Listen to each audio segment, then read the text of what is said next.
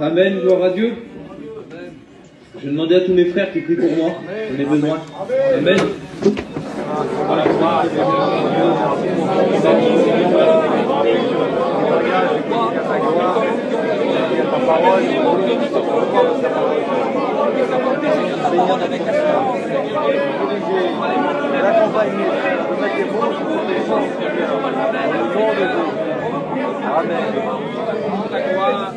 Amen. Amen, gloire à Dieu. Pas longtemps avant que je vienne à l'école publique, un petit mot ou deux avant que je vienne à l'école publique, le Seigneur m'avait donné une petite pensée d'un culte, et puis je l'avais mis de côté, je l'avais même pas marqué. Puis l'autre jour, on était dans un camping, et puis j'en avais parlé vite fait, et dès que j'en ai parlé, ça l'a brûlé au fond de mon cœur, et puis le Seigneur il me disait, c'est ça qu'il faut que tu prêches. Et puis quelques jours avant que Ramuncho il me choisisse, et ben c'était fort sur mon cœur, et le Seigneur il m'avait donné la fin de ce message. Et puis moi je crois que c'est Dieu qui me l'a donné, puis ce soir je veux l'apporter comme il me l'a donné. Amen, gloire à Dieu. Je voudrais lire un verset ou deux d'introduction. Ça se trouve dans 1 Pierre chapitre 1, verset 7. Afin que l'épreuve de votre foi, plus précieuse que l'or périssable, qui est cependant éprouvé par le feu, ait pour résultat la louange, la gloire et l'amour. Il y a un autre verset qui dit, heureux celui qui persévère dans l'épreuve, car sa fermeté éprouvée lui vaudra le courage, la couronne de la vie que le Seigneur a promis à ceux qu'il aime. Et dans une autre version, il dit la couronne de victoire qu'il a promis à ceux qu'il aime. Et puis le message que le Seigneur il me donnait, c'était qu'à travers l'épreuve, à travers les difficultés qu'on peut passer, à travers les soucis de la vie, à travers les souffrances qu'on peut endurer, le Seigneur il me disait qu'il y a toujours quelque chose de bon qui en sort à travers l'épreuve. Quand on passe par la difficulté, quand on passe par le creuset, quand on passe par l'épreuve, il me disait qu'il y en a toujours quelque chose de bon qui sort, il y en a toujours quelque chose de bénéfique. Et puis le Seigneur, il m'avait donné quelques exemples dans la parole de Dieu qui me disait, regarde par où ils ont passé, puis regarde qu'est-ce que ça leur a servi à eux. Et puis il me disait, tu vois le peuple d'Égypte là, le peuple d'Israël qui était en Égypte esclave. Ils étaient sous la servitude des Égyptiens. Et dit, les Égyptiens, ils tuaient leurs enfants, ils voyaient leurs familles souffrir autour d'eux. Ils voyaient ceux qu'ils aiment souffrir autour d'eux, ils avaient un joug oppresseur sur eux. Ils devaient rentrer le soir, je pense qu'ils devaient pleurer, moi. Je pense qu'ils devaient être angoissés, plus de 400 ans d'esclavage, voir leurs enfants mourir, voir nos familles qui souffrent, voir cette main oppresseur au-dessus de nous, là, qui nous fait mal. Et puis à un moment de temps, Dieu va faire quelque chose. Il va dire, l'Éternel dit, j'ai vu la souffrance de mon peuple qui est en Égypte et j'ai entendu leurs cris, que leur font pousser leurs oppresseurs. Je connais ces douleurs et je suis descendu pour les délivrer. Amen. À ce moment-là, le peuple, il souffre. Dieu a entendu leur prière. Un petit peu avant, il dit que Dieu avait compassion de son peuple. Et puis là, il envoie Moïse pour les délivrer. Et là, on voit que Dieu se sert de Moïse. Il y a les plaies qu'il y a en Égypte. Et puis, je ne veux pas m'attarder sur les plaies qu'il y a en Égypte. On voit là le peuple hébreu qui voit la gloire de Dieu pour les sortir d'Égypte. Et puis, à un moment de temps, ce peuple-là, il se retrouve devant la mer Rouge. Voilà, ça y est, ils sont sortis d'Égypte. Les oppresseurs sont derrière eux. Ceux qui leur font souffrir, ils sont derrière eux. Ceux qui faisaient souffrir leurs enfants, ils sont derrière eux. Ces 400 ans de souffrance, ils sont derrière eux. Et là, ils arrivent encore devant une autre épreuve. Et à ce moment-là, comme ils arrivent devant cette épreuve, ils voient le peuple d'Égypte qui revient derrière eux. Ils croient que le passé va les rattraper. Et à un moment de temps, ils vont dire quelque chose. Regardez ce qu'ils vont dire. Ils dirent à Moïse, n'avait-il pas des sépulcres en Égypte pour que tu n'aies besoin de nous amener mourir dans le désert? Que nous as-tu fait que nous faisons sortir d'Égypte? N'est-ce pas là ce qu'on me disait comme on était encore en Égypte? Laisse-nous servir les Égyptiens, car nous aimons mieux servir les Égyptiens que de mourir au désert. Et là, on voit ce peuple qui est là, puis il se retrouve encore dans une incapacité. Il sort d'une épreuve, il sort de 400 ans de souffrance, et puis ils arrivent devant la mer. C'est impossible de traverser la mer, c'est impossible de passer par là. Et puis Moïse va faire quelque chose, il va leur dire ça. Moïse répondit au peuple, ne craignez rien, restez en place. Et regardez la délivrance que l'Éternel va vous accorder en ce jour. Amen. Car les Égyptiens que vous voyez aujourd'hui, vous ne les verrez plus jamais. L'Éternel combattra pour vous, mais gardez le silence. Il est bon des fois, comme on souffre, de garder le silence et de lui faire confiance à lui. L'Éternel a dit, pourquoi ces cris? Parle aux enfants d'Israël et qu'ils marchent. Toi, lève ton bâton et tends ta main sur la mer. Fends-la et les enfants d'Israël entreront au milieu de cette mer à sec. Quand ils passent à travers la mer, là, leur vêtement n'est pas touché par l'épreuve. Quand ils passent à travers la mer, leur chaussure n'est pas touchée par l'épreuve. La Bible nous dit qu'ils passent à pied sec. Et quand ils arrivent de l'autre côté, les Égyptiens vont arriver derrière eux. ceux qui leur font du mal, ces oppresseurs qui voulaient leur faire du mal. La Bible nous dit que Dieu va refermer la mer sur les Égyptiens. Et à ce moment-là, on n'entend plus jamais parler des Égyptiens. L'épreuve, là, des Hébreux, à ce moment-là, ce qu'ils ont vu, cette mer qu'ils ont vue, ça leur a servi à oublier le passé. Plus jamais dans la parole de Dieu, on a vu les Égyptiens qui ont été oppresseurs sur les Hébreux. La deuxième épreuve qu'ils ont passée, ça leur a servi d'oublier les souffrances qu'ils ont eues. Ça leur a servi d'oublier le passé. Ça leur a servi d'oublier ce que le monde leur a fait subir. Et à ce moment-là, la Bible nous dit qu'ils rentrent dans le désert, puis après ils rentrent dans le pays promis. Et je ne veux pas m'attarder là-dessus. Le Seigneur, il me disait parfois, l'épreuve nous sert à oublier le passé. L'épreuve nous sert à oublier ce qui nous a fait du mal. Et puis il me disait un jour, Daniel, il avait 3 compagnons. Et Nebuchadnezzar, il est devant eux, puis il dit à Daniel, Daniel, voilà. Il dit, je vais te mettre gouverneur sur toute la contrée de Babylone. Et Daniel, il va répondre quelque chose, parce que Nebuchadnezzar, ça nous représente le diable. Il va dire, non, moi j'en veux pas de ce que tu veux me donner. On peut pas faire des compromis avec le monde. Il va dire, si tu veux, donne-les à mes compagnons qui sont là.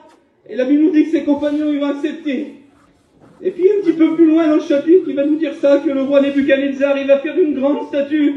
Il va dire que tout le monde est obligé d'adorer cette statue. Tous les grands, ils sont obligés d'adorer cette statue. Les gouverneurs des contrées de Babylone, ils sont obligés de venir adorer cette statue. Puis les compagnons de Daniel ne pourront accepter ce que Nebuchadnezzar leur avait donné. Ils sont là devant la statue. Et le seul souci, c'est s'ils n'adorent pas la statue, ils sont jetés dans la fournaise. Et la Bible nous dit qu'à ce moment-là, ils vont refuser, eux, de se prosterner dans la statue. Et Nebuchadnezzar, il va être furieux. Il va dire, chauffez la fournaise 7 fois plus fort. Il va dire, prenez les soldats les plus vigoureux, les plus forts. Il dit, liez-les et jetez-les dans la fournaise. Et puis ces hommes, les plus vigoureux des soldats qui étaient là, comme ils vont pour jeter ces gens dans la fournaise, la Bible nous dit qu'ils meurent au même instant parce que la fournaise était tellement ardente qu'ils ont mouru d'un seul coup. Mais eux qui faisaient confiance à l'Éternel, la Bible nous dit qu'ils rentrent dans la fournaise, et puis avec eux, il y a un 4e homme, il s'appelle Jésus-Christ. Parce que quand on passe dans l'épreuve, quand on passe dans la fournaise, lui, il est là avec nous, et il nous soutient. La Bible nous dit que leurs vêtements ne sentaient pas la fumée, leurs cheveux ne sentaient pas la fumée, leur visage n'était pas brûlé par l'épreuve. Les seules choses qui ont été consumées dans cette épreuve, c'est les liens que le monde nous a mis sur eux. Des fois, l'épreuve nous sert à consumer ce que le monde nous met sur nous. On ne comprend pas, nous, mais lui, il sait pourquoi il nous fait passer par là. Béni Jésus. À toi la gloire.